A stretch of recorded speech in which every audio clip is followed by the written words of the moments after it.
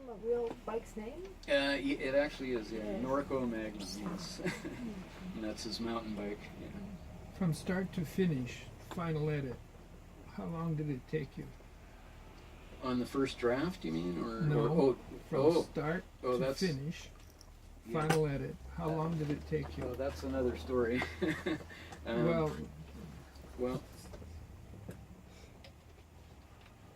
once I got going writing the first draft, it didn't take too long to put it together. how long did it take from start to finish? Oh, okay. Well, let's see. Well, the first draft was written in 1988, and the first edition of the book was published in 2011. So I don't know if that answers your question. Took a long time to Yeah, finish this book. it sat in a filing cabinet for 20 years, and Oh, okay, so Yeah. take that out. So yeah, it's taken you a couple of years? it's 3 taken some years? time. Yeah, I had it in the cabinet, and I thought, well, you know, I put it away thinking, well, I really like the characters, and you know, most of the story, but I wasn't completely happy with the ending that I had written back then. And I pulled it out and looked at it and thought, well, shall I jump back into this or not? And I decided, yeah, I think it's got something here. And so I did a lot of rewriting. The original story was quite different. I'm much more satisfied with this one. Mm. And by that time, print-on-demand publishing was just kind of showing up. And publishing company in Victoria, Trafford Publishing, they were just sort of getting going in that direction. And so I made a decision to self-publish at that point, and got involved with Trafford, and the first edition was published through Trafford, and then at one point I decided that I wanted to switch publishers, so I ended up with the second edition is with Amazon, Create Space, and the royalties are much more generous with Amazon than with Trafford. And it gave me a chance, going from the first edition to the second edition, to do a little bit more rewriting and tightening up as well. So What's the name of that Amazon again? Amazon Yeah, it's a subsidiary of Amazon. It's called Create Space. Create Space. And but when I worked with Trafford, it was a long process. It was at least 2 years working. Well, what happened too was they were bought out by another company down in the States called Author Solutions, and then now they've been bought out by Penguin, apparently.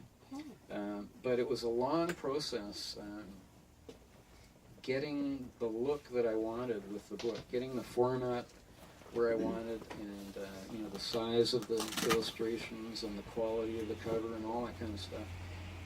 So it was like a 2-year journey with Trafford. Not the easiest journey. And a little side note, if you don't mind me mentioning it, is that when I wrote the first draft, I was teaching drama at Vancouver Technical.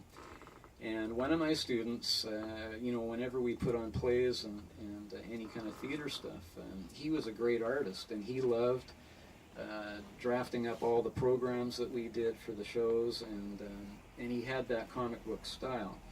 And when I got into writing the first draft, we got together, and he was interested in doing the drawings for it, and we went through a wonderful process together of back and forth, getting a sense of what do we want these characters to look like, and what are we both satisfied with, and then life took over.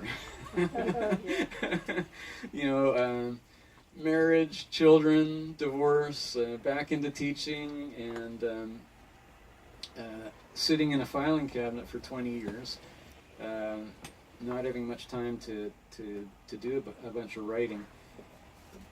But I thought, when I pulled it out and I rewrote it, and I got to a place where, I'm kind of satisfied with this.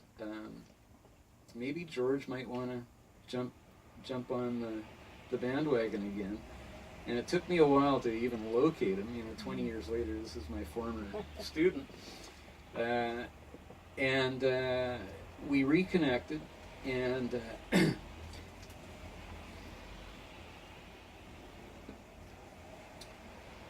I kind of, I wanted to fulfill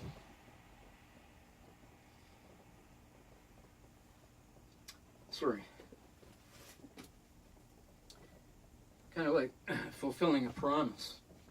We'd started this together, and when I pulled it out, I really wanted to complete the story, and reconnect